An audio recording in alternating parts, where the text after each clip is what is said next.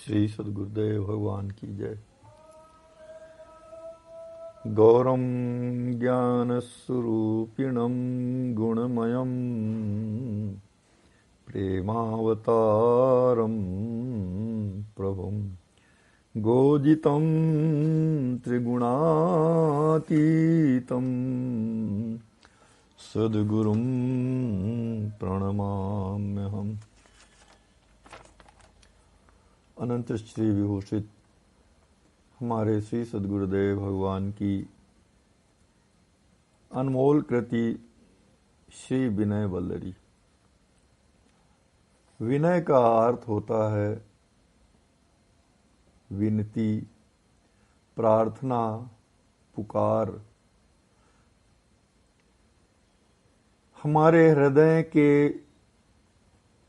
आरती को, हृदय की छटपटाहट को, दुखों से उत्पन्न व्याकुलता को दूर करने की नम्रता पूर्वक की गई प्रार्थना है श्री विनय वल्लरी। वल्लरी, वल्लरी का अर्थ होता है कि लता, और लता होती है कोमल, नम्र होती है लता, कड़ी नहीं होती। कड़ी होगी तो टूट जाएगी। इसलिए नम्रता पूर्वक की गई यह विनय रूपी लता है श्री सद्गुरुदेव भगवान के द्वारा प्रार्थना की गई। देवकोटि के जीव परोक्षवादी होते हैं। हमारे सद्गुरुदेव भगवान भी परोक्षवादी थे।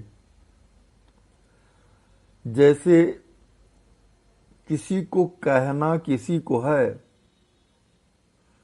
पर दूसरे से कह के उसको समझाते थे। प्रत्यक्ष नहीं कहते थे कि हाँ भाई आप ऐसा कर लो, दूसरे से कहे भाई ऐसा करना चाहिए ना। तो देवता और महापुरुष परोक्षवादी होते हैं। यहाँ हमारे सद्गुरुदेव भगवान अपने गुरुदेव भगवान की प्रार्थना कर रहे हैं। उन्हें अपने अर्थात हम सब जगत जीवों के दोषों का दर्शन करा रहे हैं कि हे, और आचार्य तत्व का निरूपण कर रहे हैं। सरकार सी वर्णन करते हैं कि सद्गुरुदेव भगवान का स्वरूप दीनों पर दया करने वाला है। दीन का अर्थ होता है गरीब, दरिद्री, रंक, अकिंचन, निर्धन, कंगाल, दुखी, मरे हुए मन वाला और उत्साहहीन। तो ऐसे लोगों के प्रति दया करने वाले हैं हमारे श्री सद्गुरुदेव भगवान। दया के भंडार हैं। यदि दया के भंडार नहीं होते तो फिर दया क्यों करते, कैसे कर सकते थे। इसलिए दया के भंडार हैं, स्वामी हैं, सभी के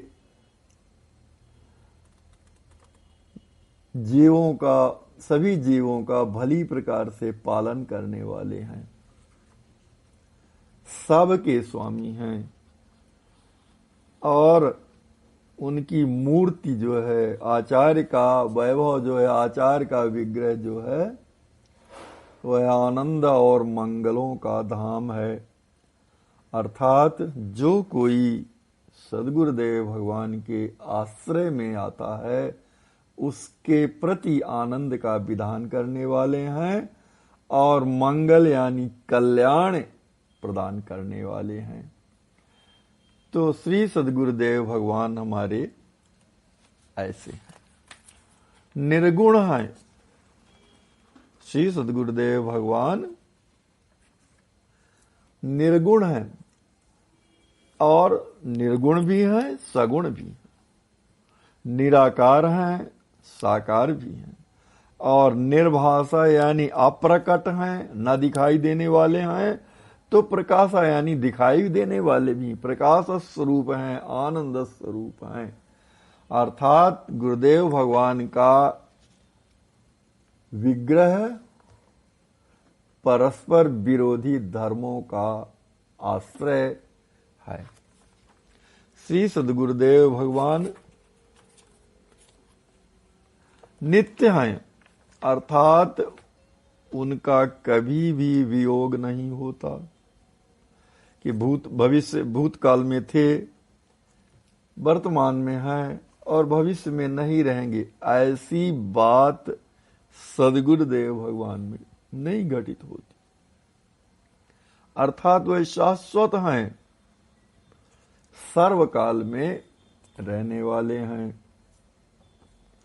वासनाओं से रहित हैं, सभी प्रकार की वासनाओं से रहित हैं, पर और अवर स्वरूप वाले हैं। अर्थात श्रेष्ठता भी उनमें है और श्रेष्ठता के भी आधार हैं और निकृष्टता के भी आधार हैं। पर अर्थात साकेत लोक में भी विहार करने वाले हैं और अवर यानी जो है इस भूलोक में भी विहार करने वाले हैं। परस्पर विरोधी गुण धर्मों के आधार हैं। और कैसे हैं सद्गुरुदेव भगवान? उनका स्वरूप कैसा है कि मनुष्य शरीर धारण किए हुए हैं, मनुष्य शरीर धारण किए हुए हैं, नराकार हैं, मनुष्य के आकार के हैं और निर्मम हैं, किसी भी प्रकार की आसक्ति उनमें नहीं है, किसी भी प्रकार की ममता उनके हृदय में नहीं है। करुणा के धाम हैं, करुणाकर हैं, करुणा के धाम हैं, सर्वलोक शारण्य हैं।